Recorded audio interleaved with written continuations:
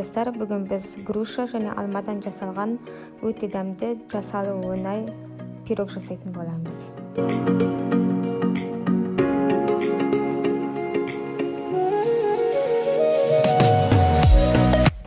Ол үшін бізге 350 грамдай ұн керек болады, 400 грамдай қант, 6 жұмыртқа, 2 алма, 2 груша және қаймақ, разрыхлитель қант.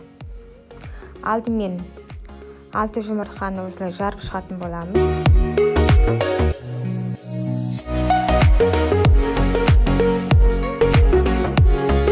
Содан соң қант қосамыз. Одан кейін екеуін бірге араластырамыз миксерлеп.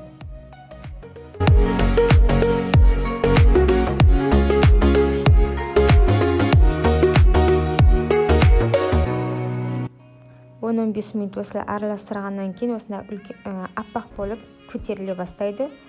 Одан кейін үстіне қаймақ қосамыз.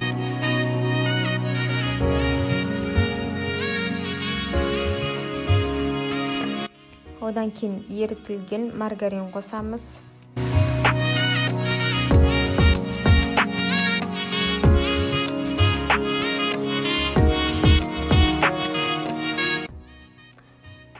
Одан кейін ұн қосамыз. Кішкене қосып, араластырып, сөйтіп қосып отырамыз. Тағы да ұн қосамыз, одан кейін үстіне разрыхлитель қосамыз.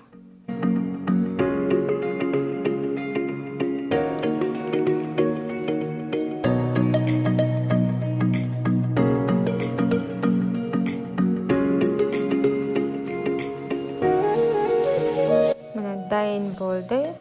Енді алманы турап дайындай береміз.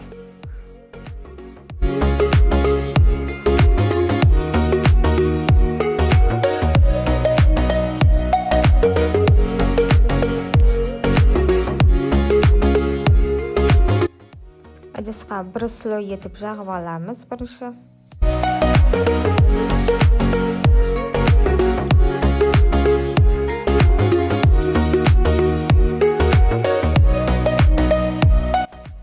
Жағып алдық, енді үстіне алмасын саламыз.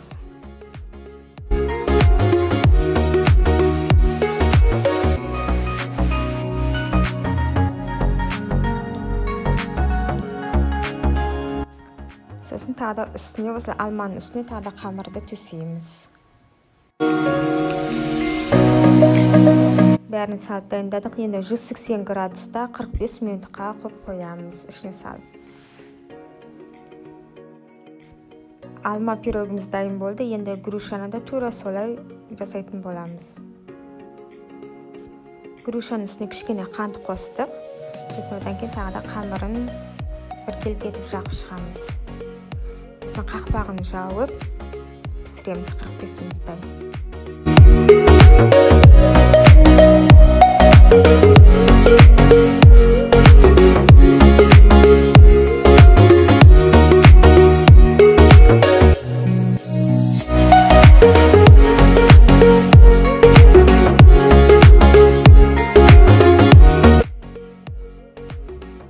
Міне пирогымыз дайын болды, яблочный.